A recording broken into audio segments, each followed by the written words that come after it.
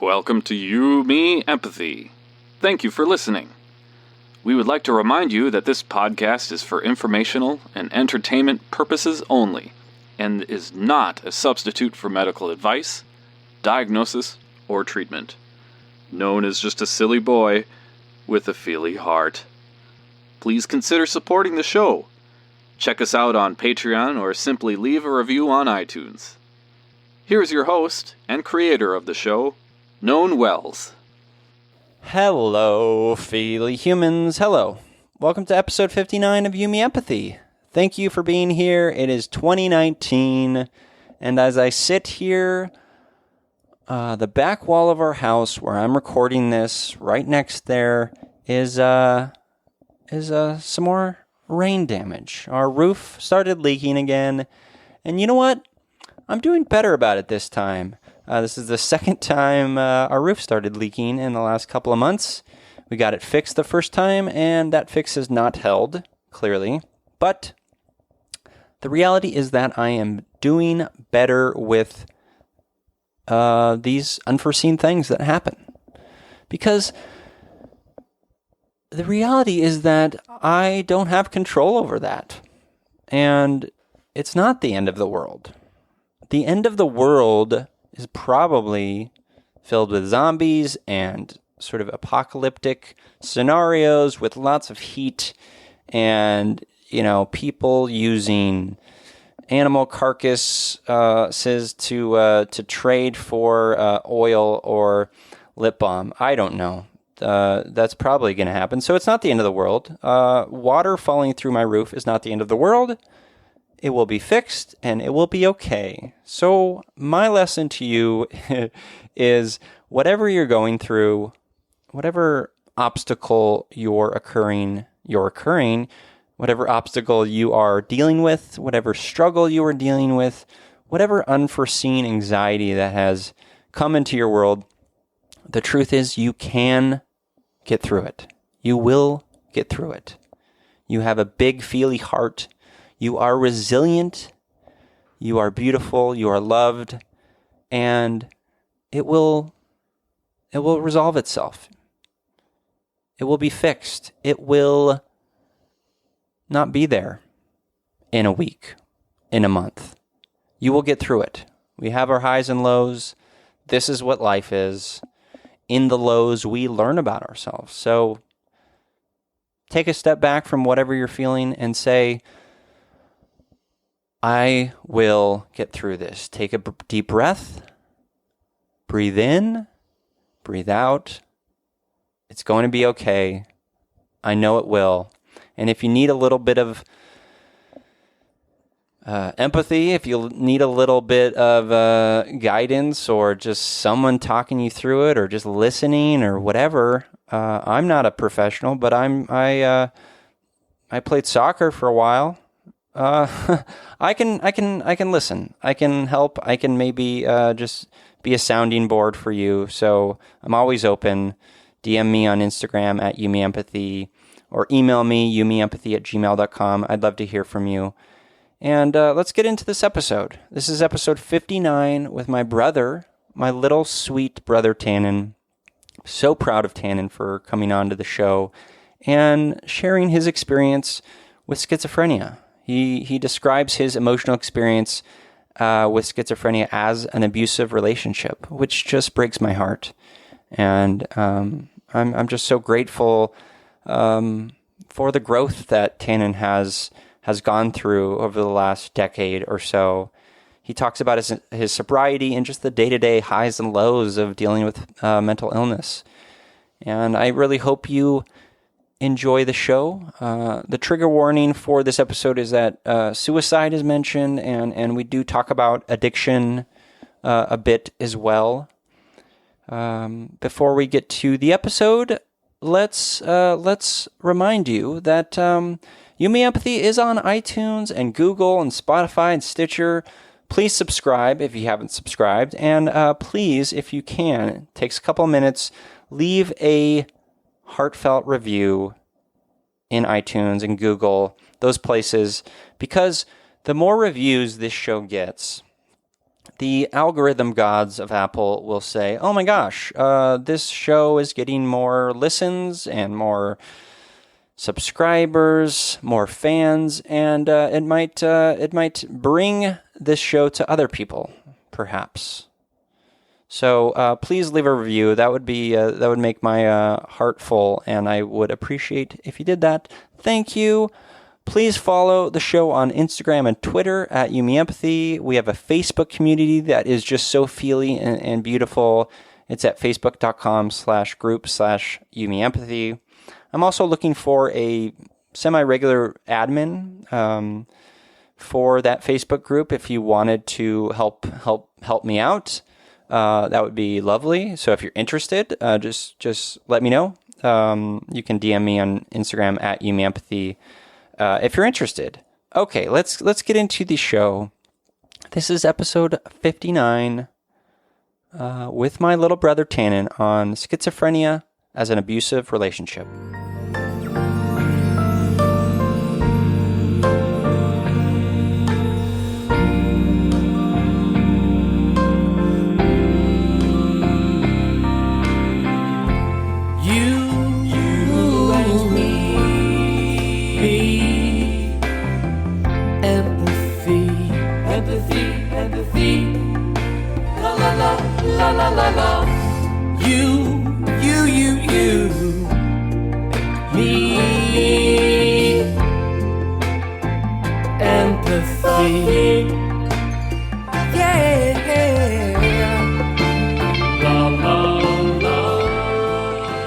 Welcome to You, Me, Empathy, a podcast about exploring the struggles we face in our day-to-day lives as humans trying to get by on this wondrous and overwhelming pale blue dot.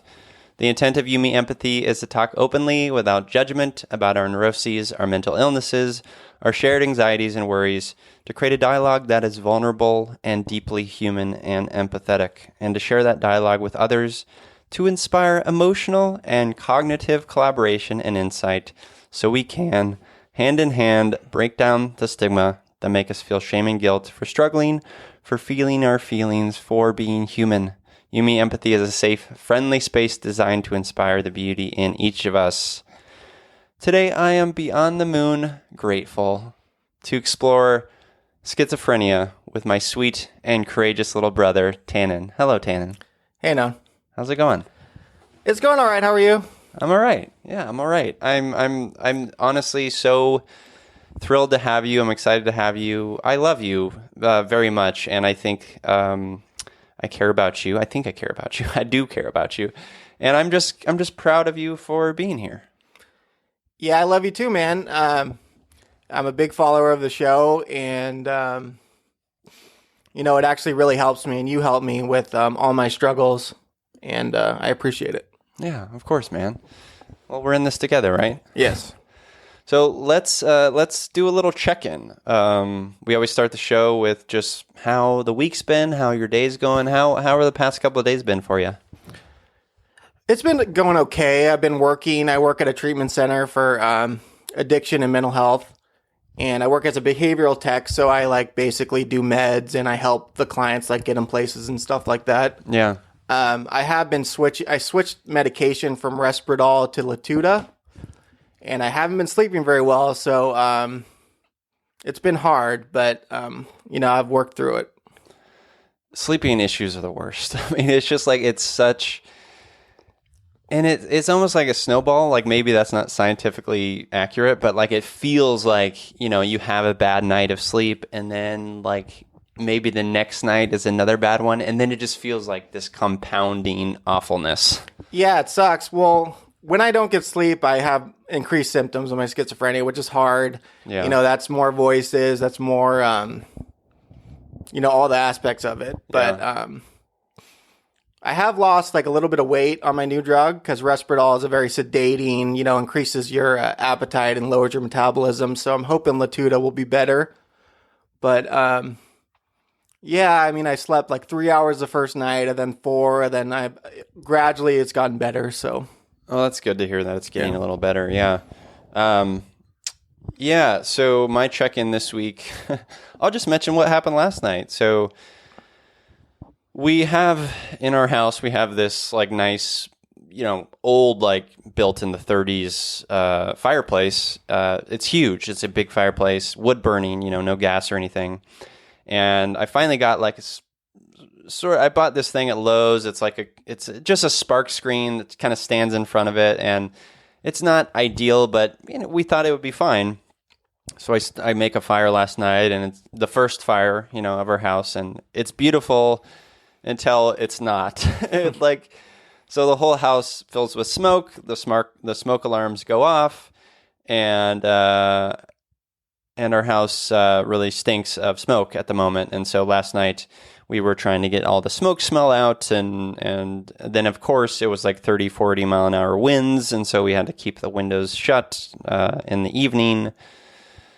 It was just a little stressful, but I'm trying to be better at just going with the flow and understanding that I think we as humans want to project.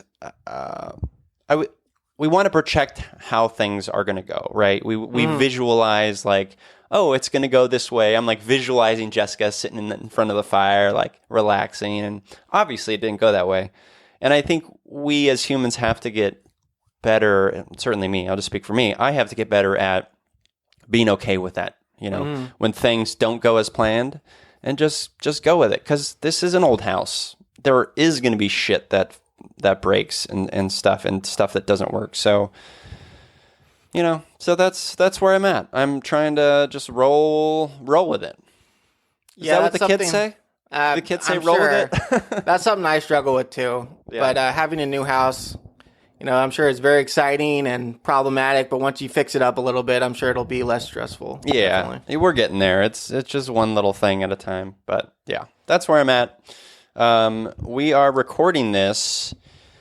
There's a few days left of 2018. I wanted to ask you, Tannen, before we kind of get into your story, do you have any do you think about resolutions, goals, things like that for the new year? Yeah, I do actually. Whether I stick with it is always a different story, but my resolutions are to work out more.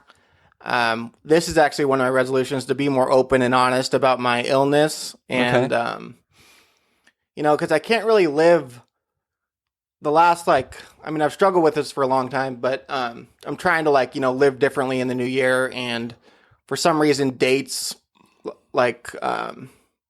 really are important to me. In my head, for some reason, when I think of a date, it just helps with the process. Oh, dates in terms of the calendar? Yeah, the fact that it's a new year, I'll think of that and be like, okay, it's a fresh start, type thing. And this will help me along the process. I hope I stick with it. And, obviously, I hope I can lose some weight, which would be great. But I just want to be healthy and be more, less, isolate less. Sure. Be more talkative, be more there, visit my family, visit my friends type thing, as opposed to isolating in my room and just watching Netflix or Hulu or whatever like that. Yeah. That's fantastic. I think I relate to a lot of that.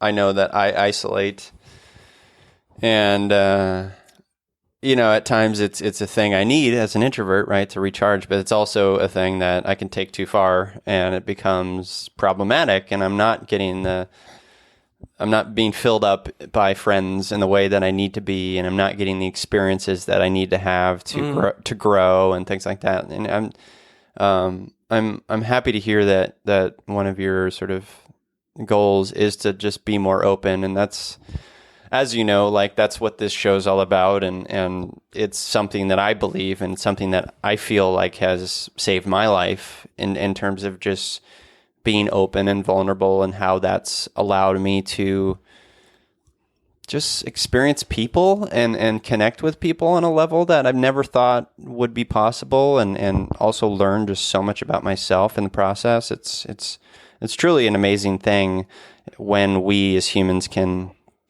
really truly open up and connect with our hearts. It's scary, for sure. It's scary. And we're going to stumble and we're going to have setbacks, but as long as kind of we're looking forward and looking at that, yeah, it's definitely, something that's becoming more acceptable in society. And I think your show is like a little bit ahead of its time in terms of doing that.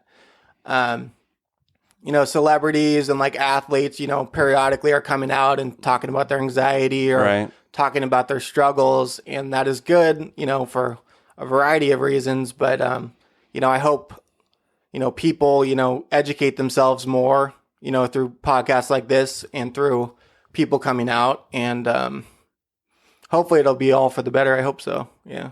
I think it will. Yeah, I think it will. Let's get into your story, buddy. I want to first, before we get into the schizophrenia, I wanted to understand maybe, so you and I are brothers. Yes, we're brothers. You've witnessed some of this.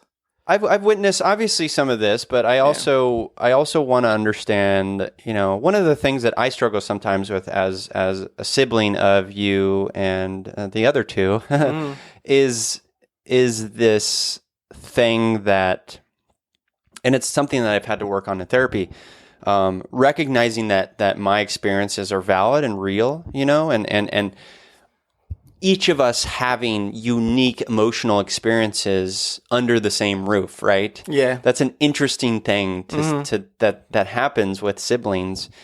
And so I'm wondering what your sort of emotional experience was as a kid, as a teenager.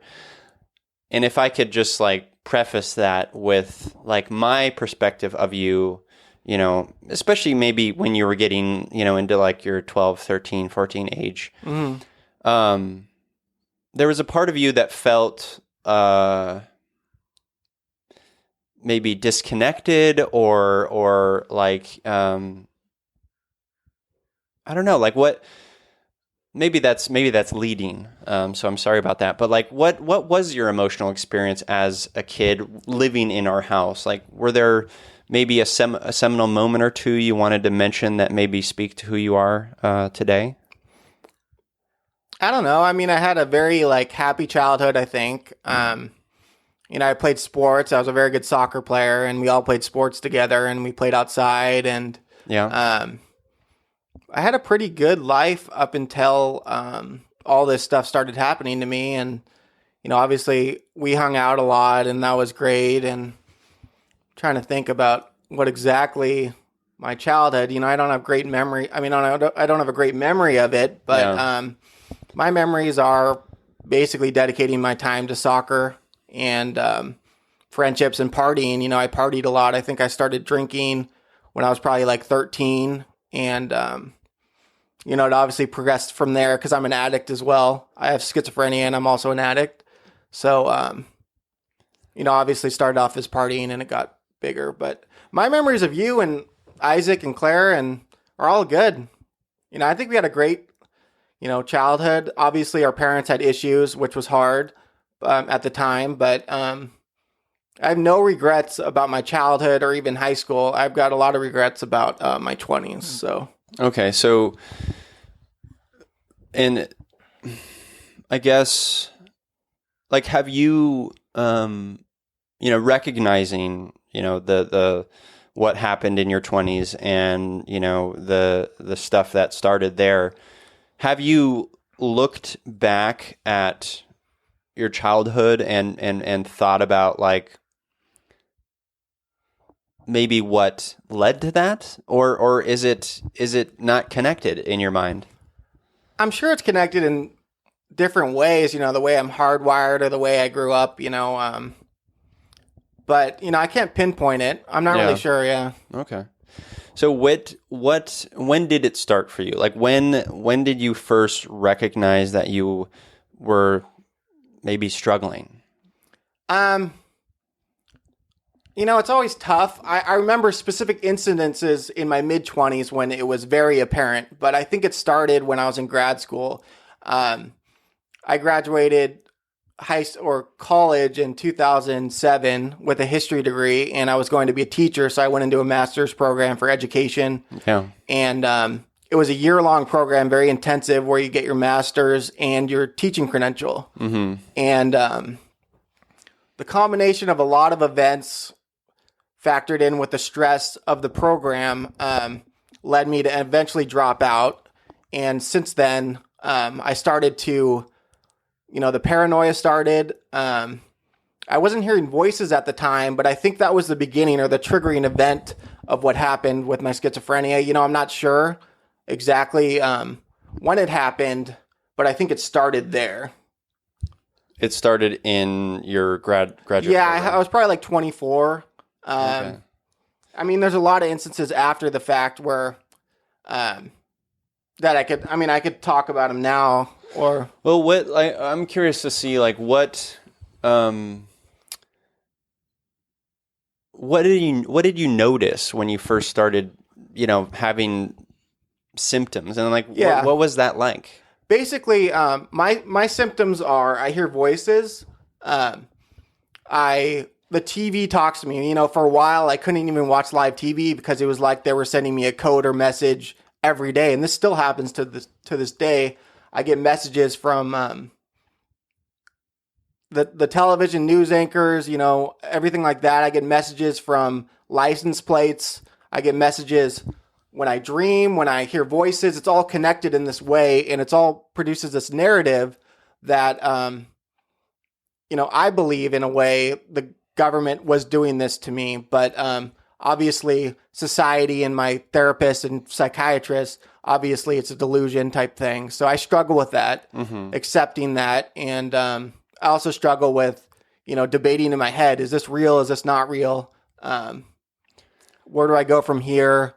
How does this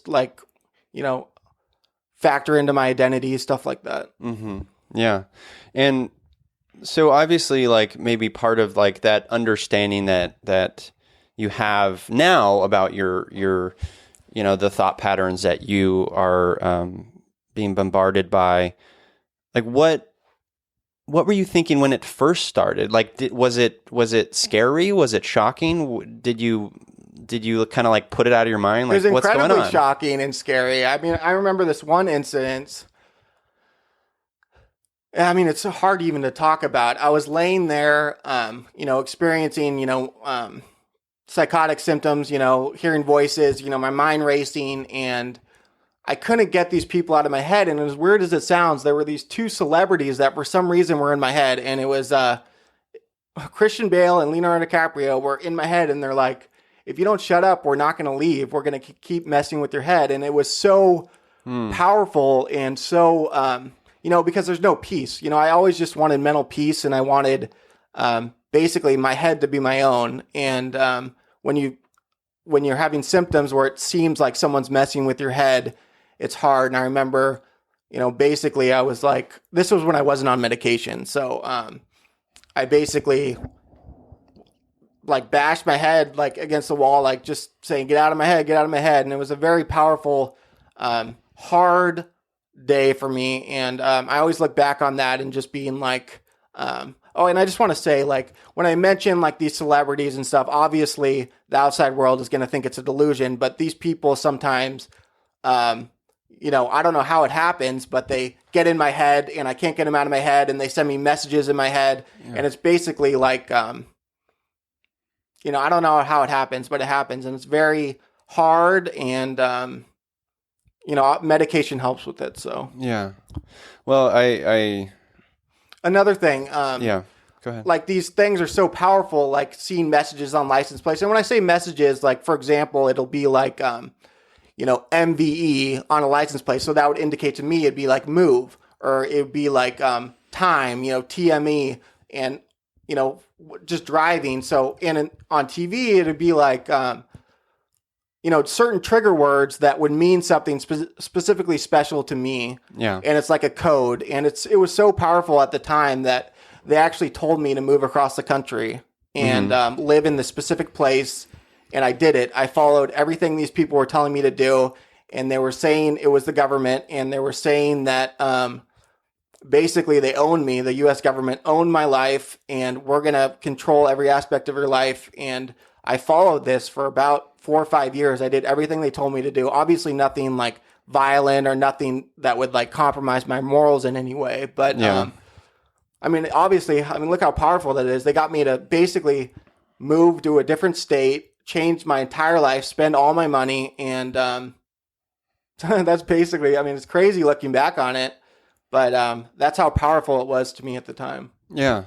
Well, it's hard, and I to listen to you describe that first sort of moment of them telling you, like, they're not going to leave you, and then you sort of like, taking it to like bashing your head against the wall. Like that's... Yeah, it wasn't, I mean, I wanted to stop, Oh yeah. I mean, I what I was saying is like that, I get that. Like, I think we can all get that. And I think it's important to tell you, Tannen, and the listeners is like, what you are experiencing is your reality. And I think that's so very important. Like, we as a culture have such a this thing that there are only like certain truths, right? There are only like one way to look at one thing, and there's a wrong way, there's a right way. And I feel deeply that we each have our own real emotional experiences, and that's what you're having, and it's real to you, and it's your reality. And I think it's important to recognize that.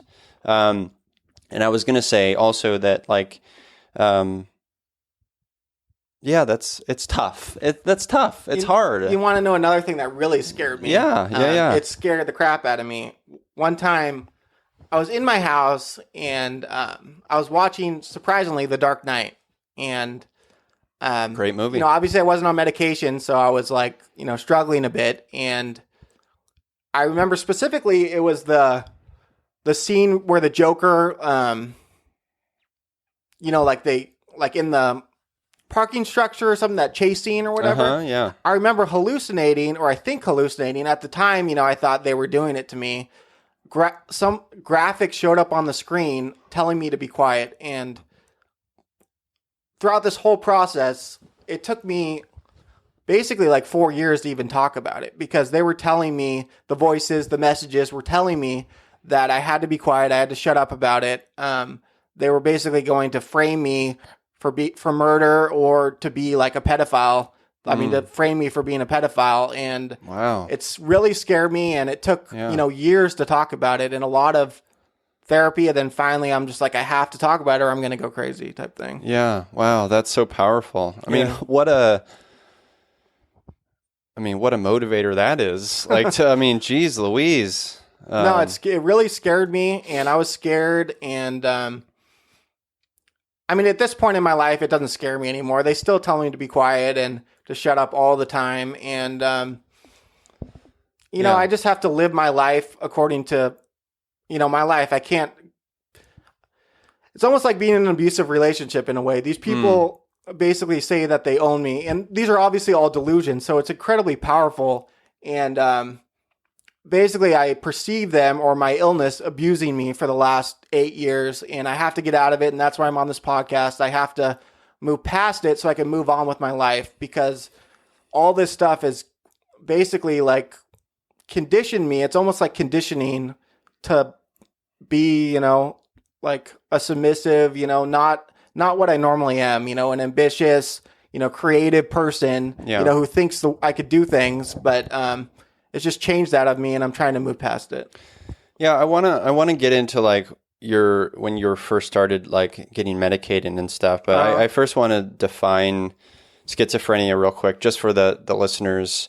I have a little quote here from the National Institute of Mental Health. Quote: "Schizophrenia is a chronic and severe mental disorder that affects how a person thinks, feels, and behaves. People with schizophrenia may seem like they have lost touch with reality. Although schizophrenia is not as common as other mental disorders, the symptoms can be very disabling." That's kind of generic. Let me ask you, Tannen, like when you first started having these symptoms, at one point, like I don't remember the timeline because it's been a long journey for you. Yeah, obviously, when were you first getting medicated, and how did the addiction sort of play a role in that process for you? Well, the first time I got medicated, I remember, I think it was you and my other brothers. Basically, the TV was talking to me, and I thought people were following me. And do you remember having an intervention with me?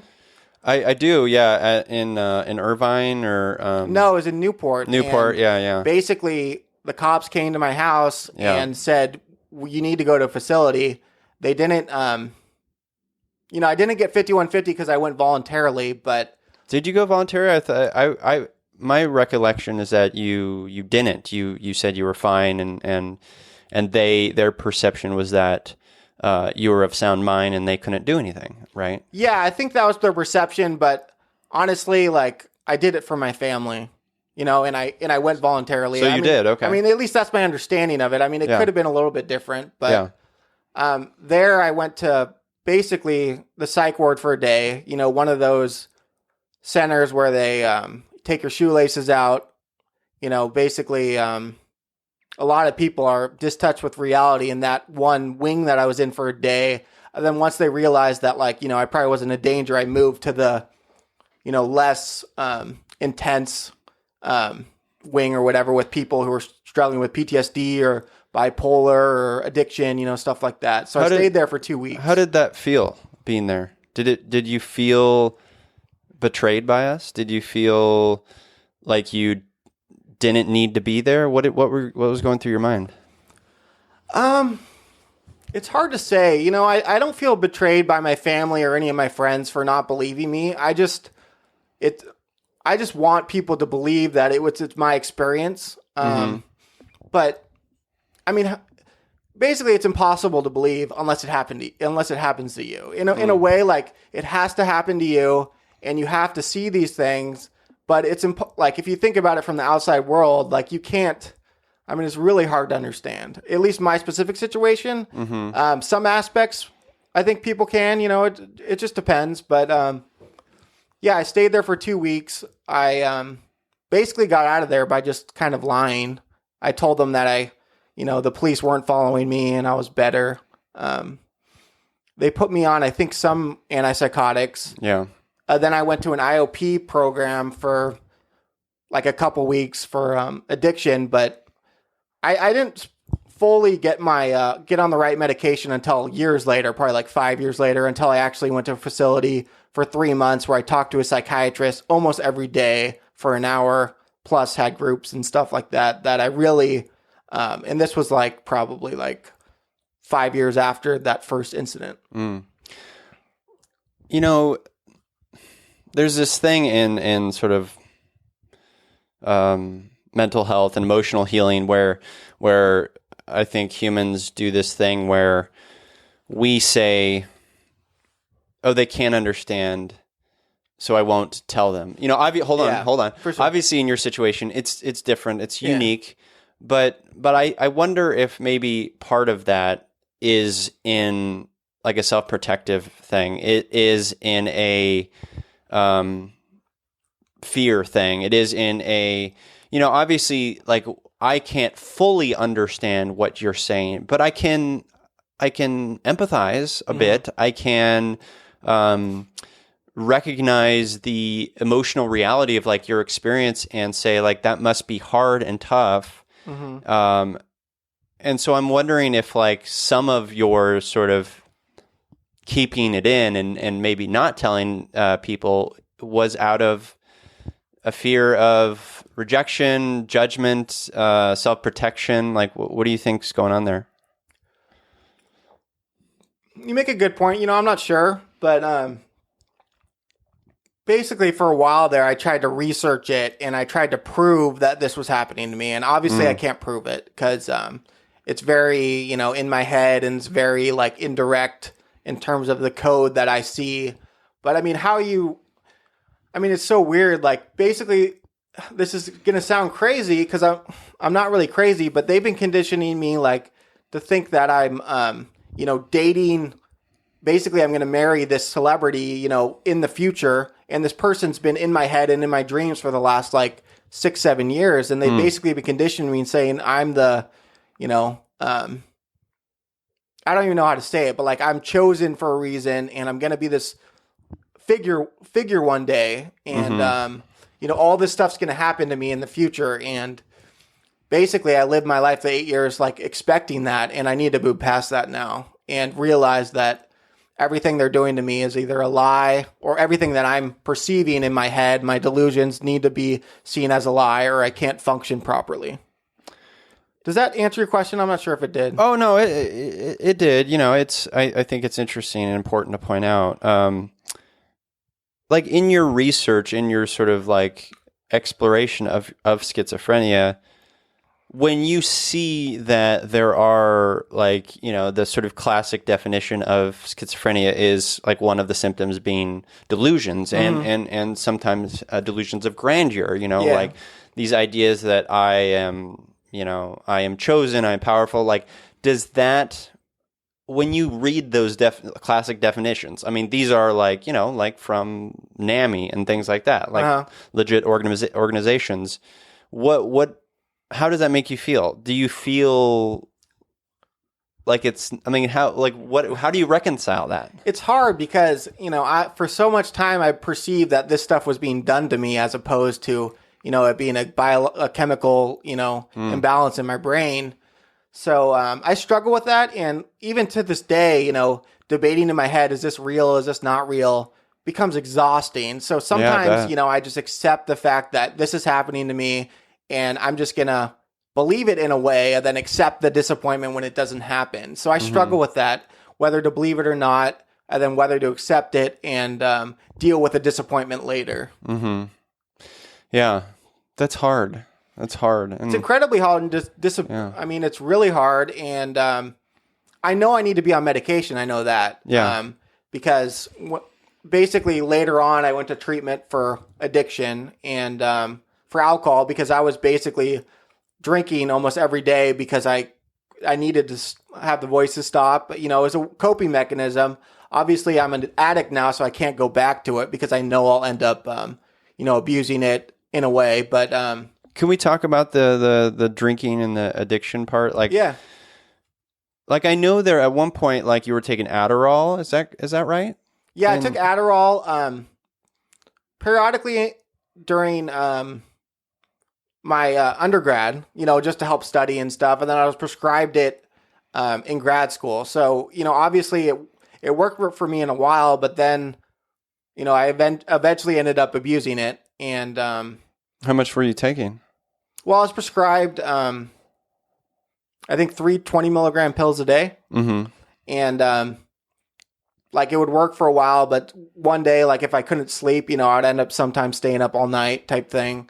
It's a horrible drug to take if you're schizophrenic because it increases psychotic symptoms. And then if you're not sleeping, it increases, the paranoia and all those other factors. So when I first went into treatment, combined with alcohol, they weren't able to diagnose me because they thought I needed to get off, the medication, the Adderall and the alcohol and stuff like that.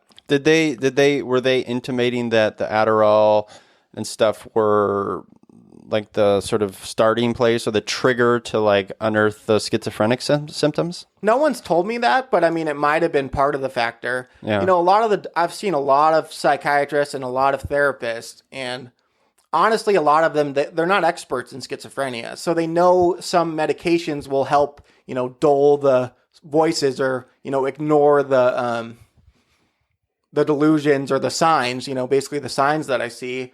But, yeah, I mean, it would be cool to see a specialist or, to be like, this is what's going on in your brain. This is why you believe that type thing. There are specialists, aren't there? Yeah, they are. I would love to see, just because I'm interested. It's such a, not a lot of people know a lot about schizophrenia, and they think that, they're these violent people or all this thing. Couldn't be further from the truth.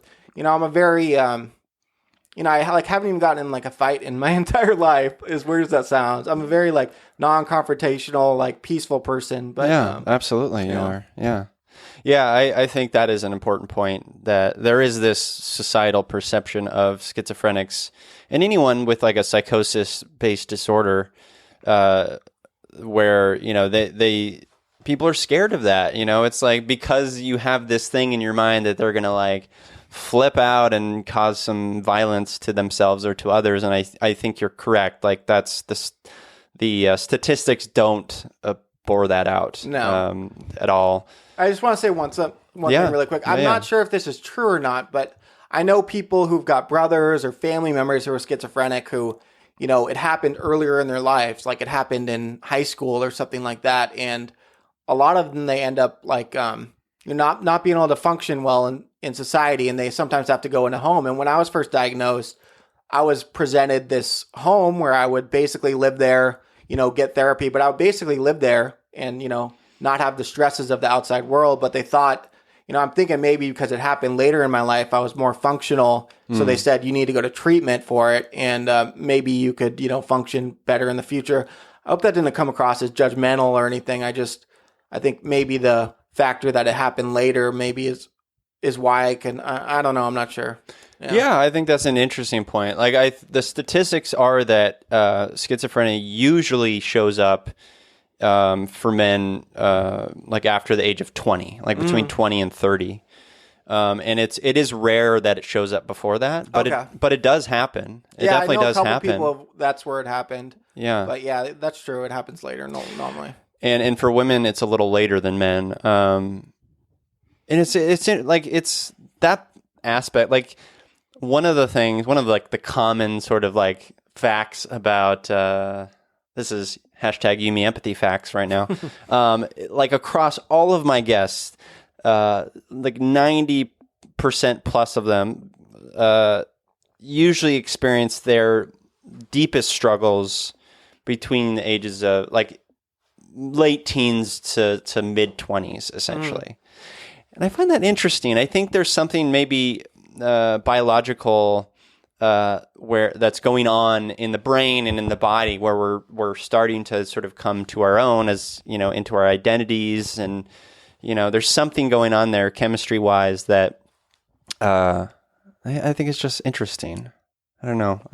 There wasn't a question. It was just a comment. I wish I knew more about it. I mean, that's a very interesting question that you pose. I mean, I would love to research. I used to like research this stuff, and I used to be pretty active in that. But I've been so beaten down by it that honestly, I just try to get through the day. Sometimes I don't try to be like intellectual or like learn these things and study them and then be good at talking about them. I just basically just want to get through the day. Yeah. Oh my God. Like I think everyone listening can relate to that and I relate to that deeply. Like just get through the day because it is exhausting. I get exhausted by, learning about depression and learning about like just my emotional state and realizing recently that like, like one of my issues is that I feel like I don't deserve anything or any love, or any joy. And like trying to unpack that, it's exhausting. So like I get that completely. What I'm curious about is when you first started sort of having the symptoms, who was the first person who told you that you may have schizophrenia? None of my psychiatrists told me. Okay. And why do you think that is? Do you think you were really good at hiding it and masking it with things? Well, I think the voices gradually got worse the older I got. So I was diagnosed. I mean, some people thought I was bipolar. Obviously, I suffered from depression. And they didn't want to put a label on it. So when it happened and I got on Risperdal, and I take lithium too because I'm actually schizoaffective. So I don't get like mania or anything, but I get really low moods of being suicidal and hopeless, really down moods. But I take lithium, which helps with that. So I don't really get that way anymore. Yeah. But yeah, they didn't want to put a label on it. And I don't know, it was because maybe they didn't know a lot about the illness. Basically, I had to diagnose myself as schizophrenia by looking at it and researching and be like, this is what it is. And once that happened, and obviously doctors help with that later on down the line, it was in a way like freeing because I knew there was like, it was tangible evidence of something that was happening. It wasn't just, some, idea that I'm trying to think how to describe it. But it was tangible and putting a name to something, labeling it, saying I have that thing, and with that thing comes these facts, right? And this information. That's so empowering. Yeah, and I think that's important. I mean, I obviously understand the downside about being labeled as something and then, being generalized in that way, but the labeling of it really helps me, and it helped me learn other people's stories and see the similarities and see the differences. And I still have yet to hear about I I see similarities in other people's stories, but I've yet to hear about my story out there. So I'm hoping like one day someone will be able to say that happened to me. The government told me that I was the one, you know, I was the one who was going to be this important person in the future. I was the one who was being conditioned every day by these voices and by the media to basically they call it training. They're training me to do this. And I hope, you know, at least my story, if it happened to someone else, I would like to, I mean, it would be awesome. Yeah. Yeah. No, I think you want to feel a little less alone. Yeah. Yeah. I relate to that 100%. When you were first like recognizing like, oh, maybe this is schizophrenia, or oh, like, was there any fighting it? Was there any like, no, that can't be the case, or what was going on? Yeah, there was a little bit, just because it was so real to me. I mean, I've actually had, the hard part is, you know, obviously I have the delusions, and I obviously see messages that can be interpreted in different ways, and I interpret them in the way that they're related to me. So in the outside world, you just be like, well, that's just a sign, you know, well, how does that relate? It's a coincidence type thing. And I'll think of it, no, it's directed towards me and stuff. So there was a little bit of fighting it at first, but I've also had like instances in my life that were like really real. Like, one time I was on the computer and I was researching stuff, and then my computer went black, and there was a message on it that said, I took the red pill. And if anybody has seen The Matrix, you know, Neo obviously takes the red pill, and he, you know, learns about the secrets of the world and how, you know, so that happened to me, and it's kind of scared me. I mean, I hope it wasn't some IT guy, you know, messing with my head, you know, getting in my computer. So I have instances like that kind of make it hard. Like, here's another example. Like, I'm driving on the road after like a really hard day, and someone's coming past, and they have flowers in their car, and they stick their finger up to their mouth telling me to be quiet.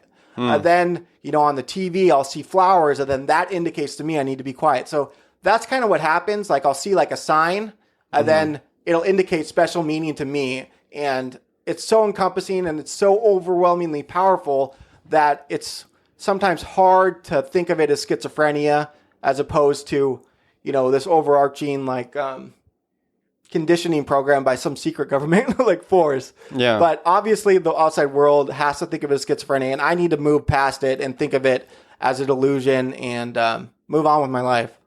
So I hope that didn't like sound weird.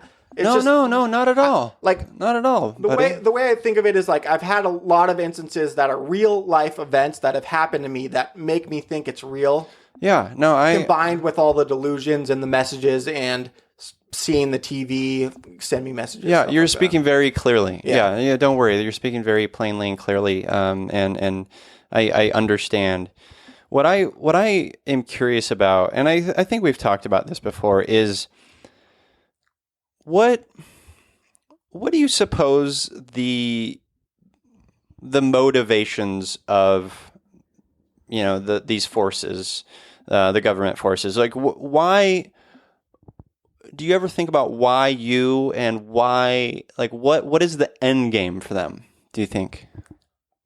I totally think about why me, because basically all that's happened to me in the last like 8 to 10, I don't know, maybe 8 years is it's basically taken me back. I mean, I've learned along the way, but I haven't like, you know, increased my skills in any way. If anything, it diminished them. So, you know, I'm not like a great public speaker. I'm not like a great, you know, all those skills that people develop, you know, when they, you know, advance in their career. So I don't know their motivation factor. None of it makes sense. They say it's a training. They're training me in some way that they think I'm like an animal. So they train me like in like conditioning ways that, how are they training you though?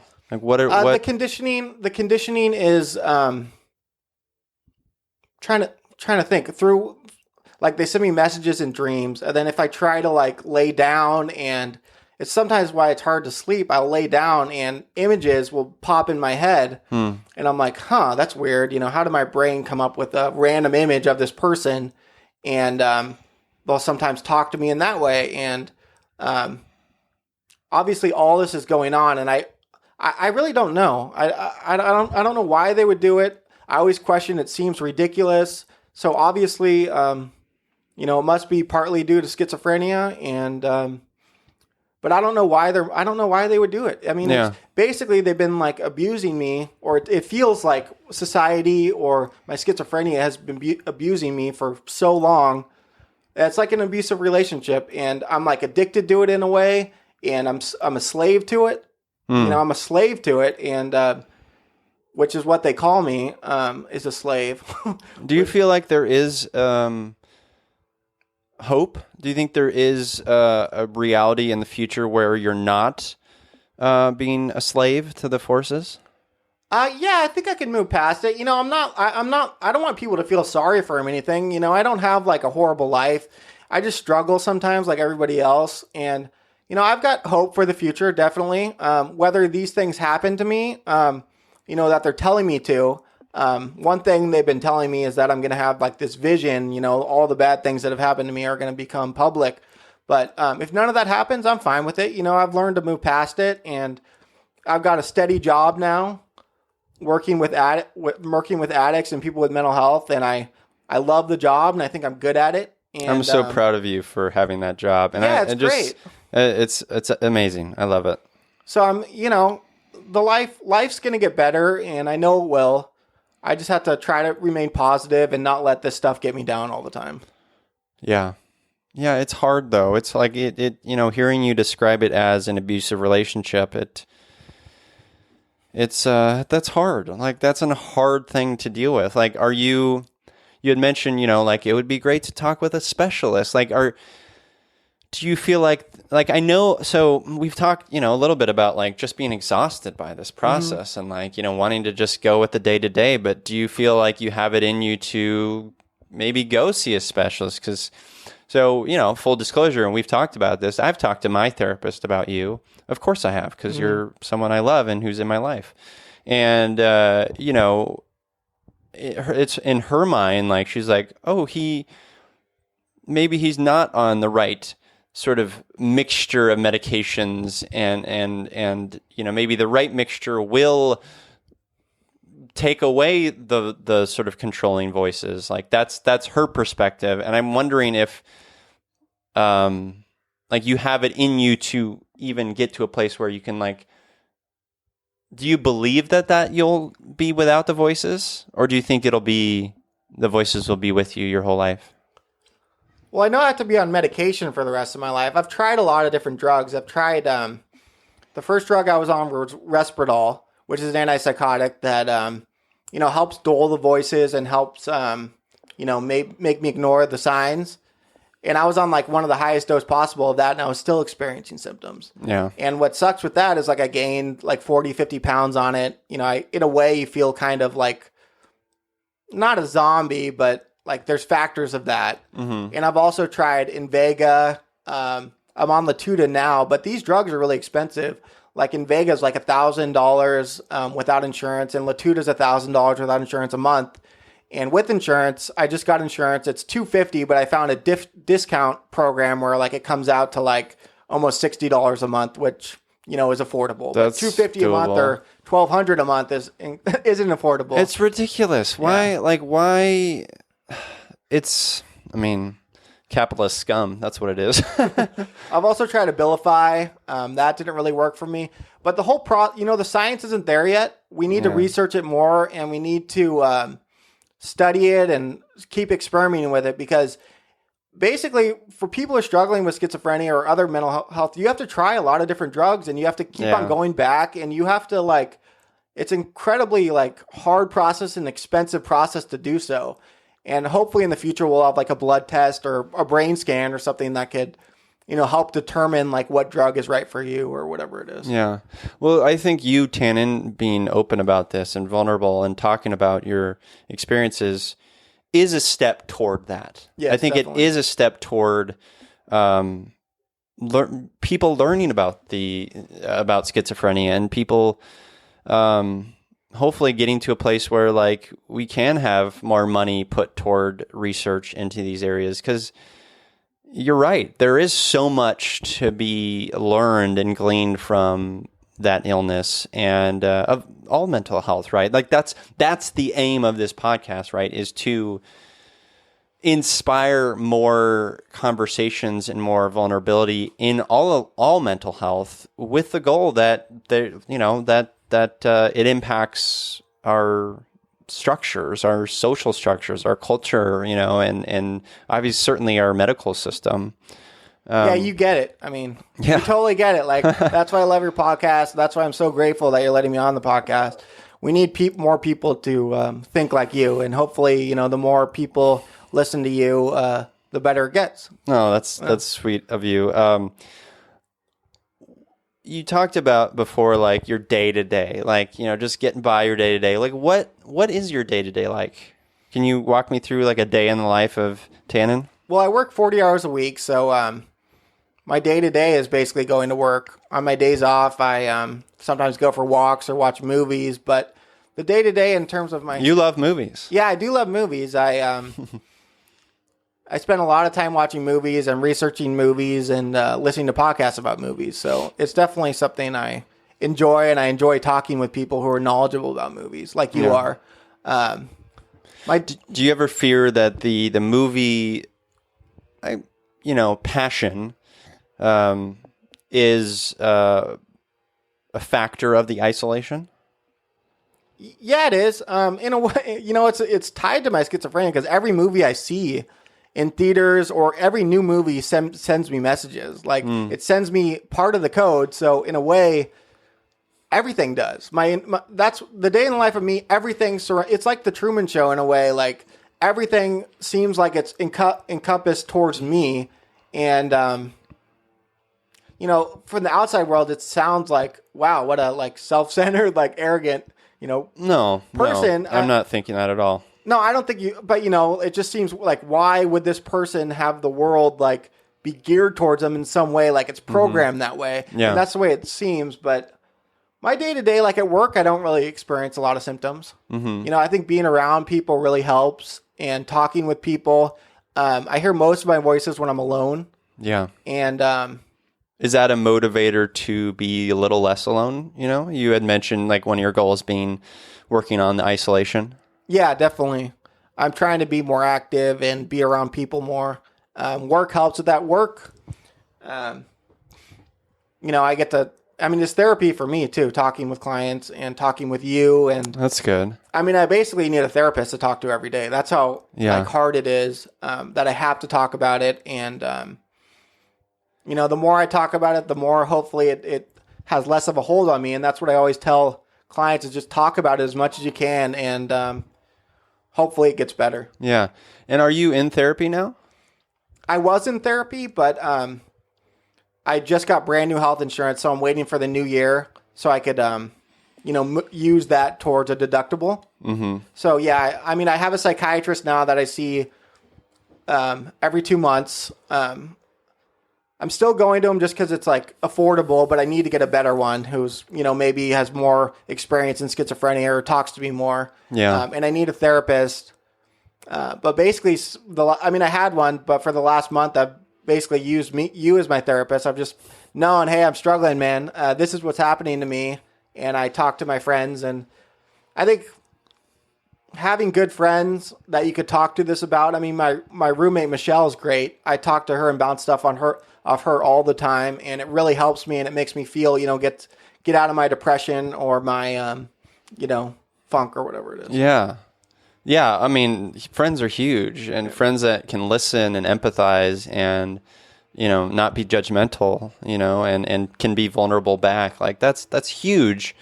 And I'm glad I've been able to help. I also think, you're right. I think you recognize that the therapy on a regular basis is going to be good for you. It's very important, and it's very important anybody struggling with, all the day-to-day anxiety or depression or bipolar or schizophrenia or addiction, or trauma, it's very important to talk to a therapist. And it's not like therapists, it's not like they're geniuses, they're just trying to figure it out. They're just like us. They just have a little bit more knowledge, and a lot of these instances you have to figure out for yourself and just have these people help you with it. But you have to, in a way, like, you have to figure some stuff out for yourself with these therapists and with these doctors, because they're not going to tell you what you need to do all the time type thing. Yeah. I mean, I think that's a really good point. It's like the medication. You have to do work too. Yeah. And sometimes it takes time. And, sometimes a therapist is sometimes like a friend. Like sometimes there's not you have to find the right connection, right? And it doesn't mean that they're a bad therapist or you're a bad patient. It just means that like, they're maybe not right for you in your specific case. Yeah, and I'm not bad-mouthing therapists or psychiatrists. I know you're not. They're obviously very educated people, but I mean, like, you go to med school and you probably take, learn about schizophrenia in like 1 or 2 classes. It's not like they've been studying it their whole lives or, dealt with it like you have. Yeah. So they're going to help you and guide you in the right direction, but you have to figure it out for yourself, or at least that's what I've learned.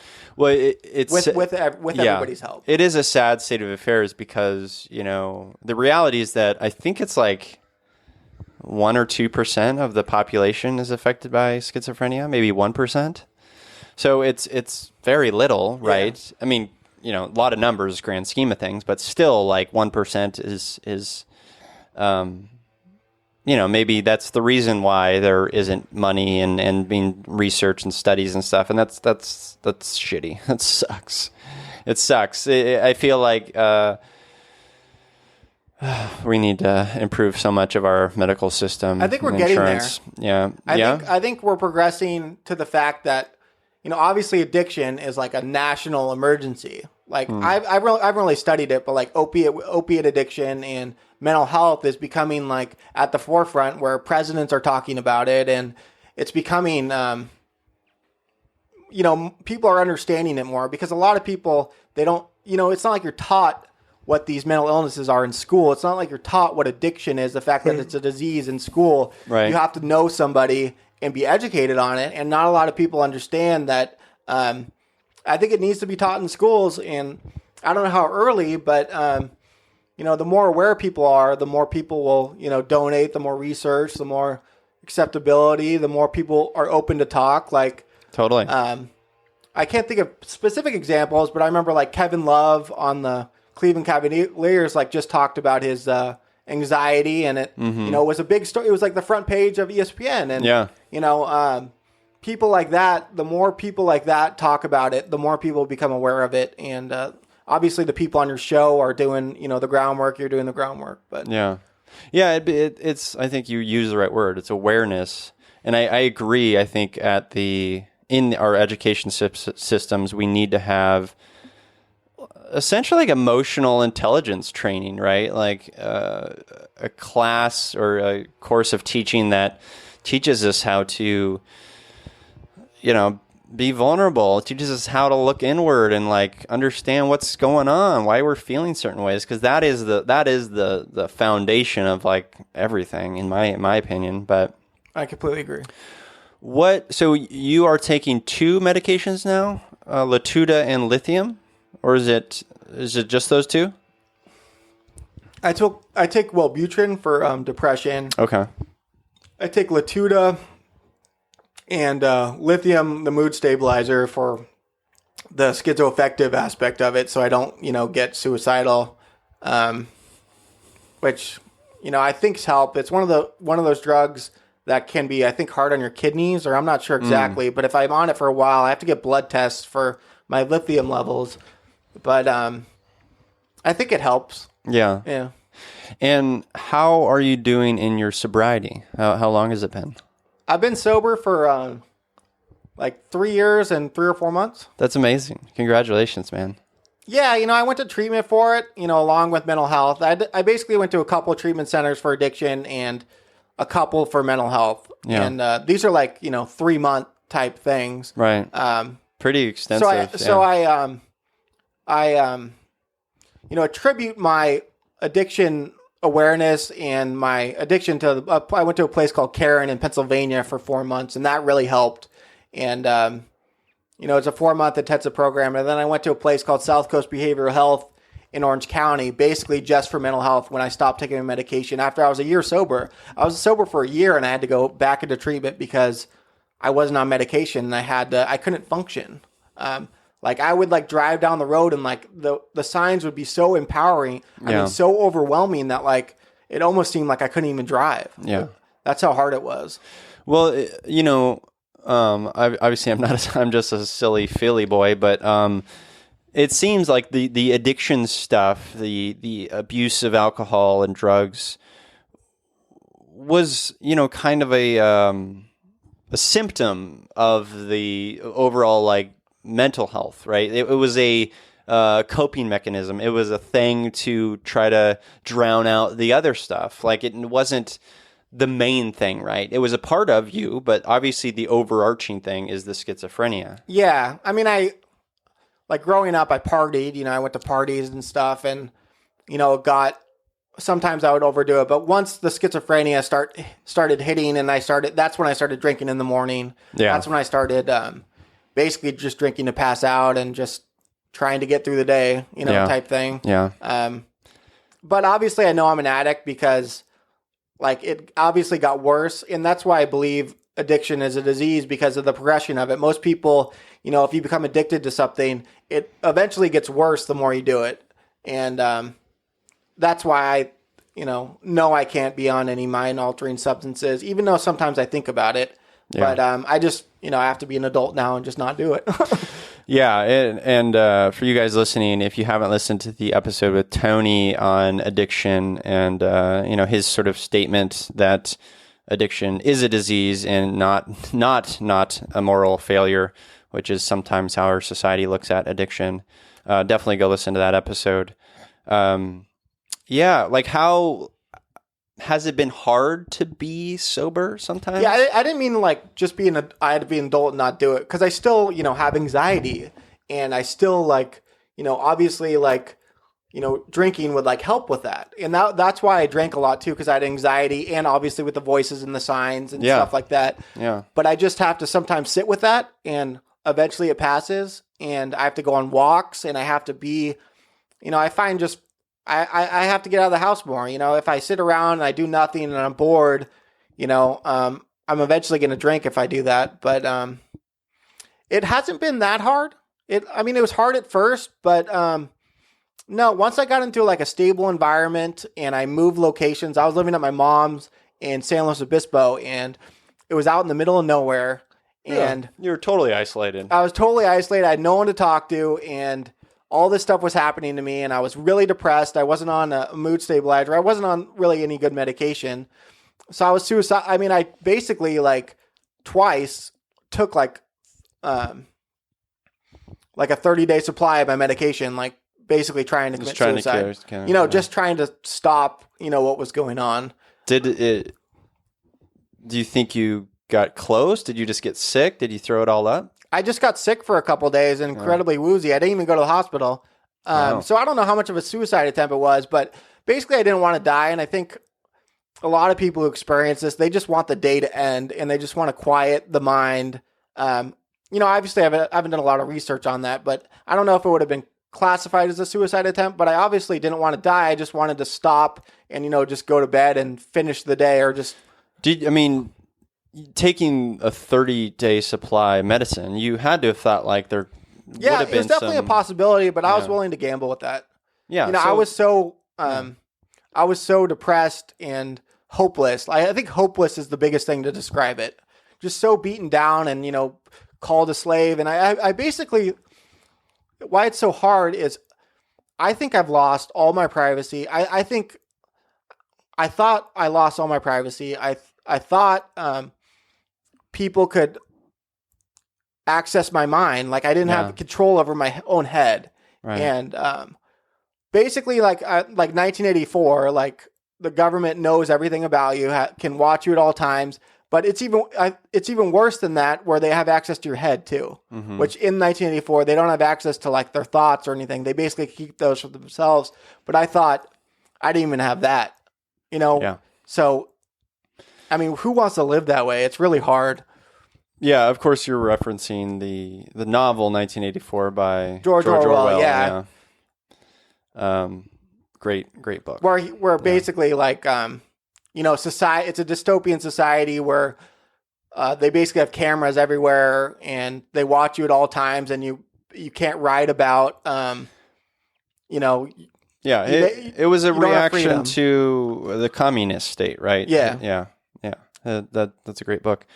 That's hard. I mean, I just want to say again to you, Tannen, like my heart goes out to you, brother, because that's hard, and I just want to say I'm very proud of you for being here and proud of you for the journey you've taken. It's been a long one, and you've had struggles, and you're at a place the last few years where you've been more open about things, and you've talked about schizophrenia, and you've opened up to me, and I'm just so proud of you for that. I think that's deeply courageous,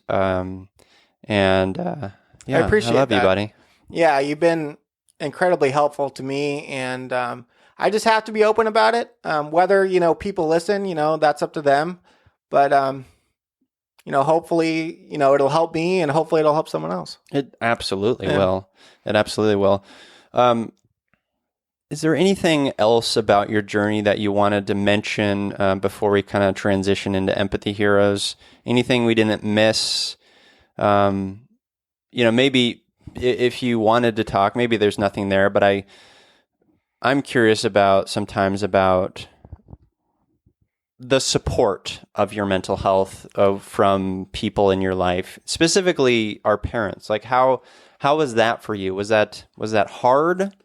Did you feel, because obviously there was some financial sort of support there with, your addiction treatment centers and things like that. Like how do you feel about that? I feel incredibly grateful. There's at times I didn't have insurance and I got help from our parents. And, if I'm not on medication and I'm drinking, like there's a potential for me being homeless. And I'm grateful every day that I had people around me that were able to help, me emotionally. And obviously you emotionally have helped me extensively. My parents, my dad and my mom have helped me financially, which is incredibly supportive. And I'll be eternally grateful for them and you for the rest of my life. And I mean, I love that. I have a great family. Yeah, that's nice. Do you feel like there was any, maybe some, I don't know, fear about the schizophrenia from our family? Was there any sort of perspectives that may have not helped you, or maybe I'm not being clear. I'm certainly not being clear. Were there any? I guess what I'm trying to say is, I know what you're trying to say. I think. Okay. Yeah, go ahead. I think I know what you're trying to say. Yeah, I mean, obviously, I know you know a lot about it, and because I talk to you a lot about it, but a lot of the family, I don't talk to extensively about it. Why do you think that is? I'm not sure why. Maybe some other people, they see the stigma surrounding it, so they just don't want to talk about it. Or they don't know how to talk about it. Yeah. I think a lot of people, at least some of my friends, if they go to therapy, they feel ashamed of it. I mean, they don't feel ashamed of it. They just don't want to. They don't want to talk openly about it. And right. I think there's just maybe it's a societal thing, or maybe they just don't want to deal with it. I'm not sure why. I mean, I wish I knew what they thought, but it doesn't really affect me on the day to day or anything. Okay. Yeah. Okay. All right. Well, I'm just glad that you have had people and medical professionals throughout the past 10 years or so who have been helpful. Like obviously like that probably saved your life in some ways. Yeah, I mean, would you say they probably I don't know. They definitely helped. Who knows what would have happened to me, and who knows what's going to happen moving forward. I still have a lot of symptoms, and the medication dulls it in a way, but I still struggle with it, a lot. And it's hard, but everybody's got problems. It's just the hand I was dealt. I was obviously born with this, or how do you describe it? The pre-existing condition or whatever. So I was born with it. Genetic component. Yeah. Whether it's God or society or nature, it's what life has dealt me, and I have to deal with it like everybody else. Some people, have cancer, and some people have, depression, and some people have all these illnesses of the world that life has, and life moves on. So, I don't want anybody ever to feel sorry for me or in any way, because I've got a lot of good things, and I plan on doing a lot of good things. And that's admirable. Yeah. How you mentioned God? How does your belief sort of factor into your mental health? And like, do you ever feel like you have to reconcile the fact that you do have schizophrenia and there is this all powerful God, or do you believe in an all powerful God? Like, how does your belief system sort of factor in? I believe in God. I just don't believe in maybe the Christian version of it. Like, basically, I believe God is like the all-seeing eye, which is basically the Sauron. No, like that's what they tell me. Who's doing this to me is the all-seeing eye, whether it's Illuminati or whatever those secret organizations. I think that So I believe in the power of God. I think they have the power to do a lot of things that people think God can do. So are they the voices, the power, are they God? Or are they like soldiers of God?